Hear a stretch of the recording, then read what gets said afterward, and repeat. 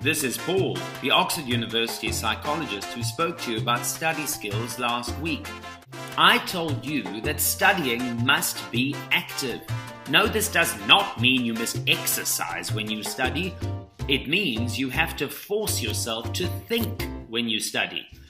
Studying is often boring, and so if you don't force yourself to process the information, you will lose concentration. Often students think that the secret to doing better is to read work once, twice, 3 times, WhatsApp, 4 times, 5 times, 6 times, Insta. But it's easy to just read, or just write, or just listen without actually thinking at all about what's going on. So, how do you force yourself to think about the work? Here are some ideas to make sure that you don't just. You can teach the work to yourself or to someone else. Use questions, look for answers, and it will make your brain work better. The easiest and quickest way, which we taught you in class, is take key notes. When you do, you must always change words, never change meaning. Often, when people are going to be good, they photocopy the page by hand. And you've noticed how often highlighting becomes colouring in. Another trick is to pretend as if you're going to cheat and make crib notes. Those kinds of pages that some people try cheat with in exams. But don't cheat with them, memorize them and make them legal crib notes. Another thing we taught you is to quick read to make those notes faster. That's like baby speed reading. You use a finger or pen or pencil to push yourself through the work as fast as possible.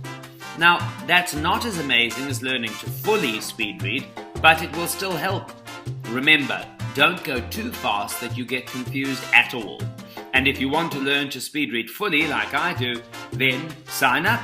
It only takes around 2 hours to learn to speed read. Oh my word, how do I bark?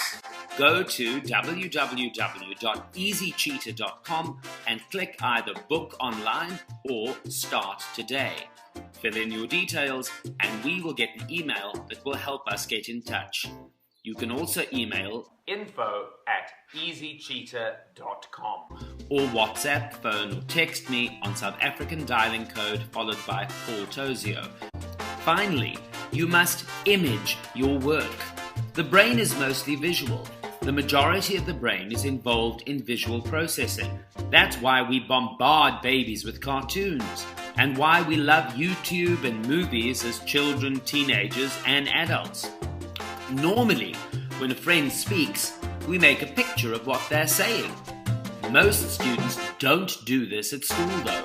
All they do is try to remember the words that the person says, but the brain isn't very good with words. So, as the teacher speaks or as you read the textbook, try and picture what it's talking about.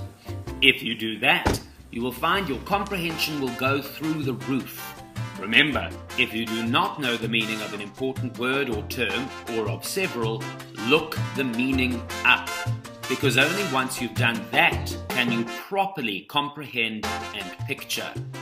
So, let's recap lessons you've had to help you at school. We told you that studying must be active, which means studying must force you to think. Teaching yourself or others can help.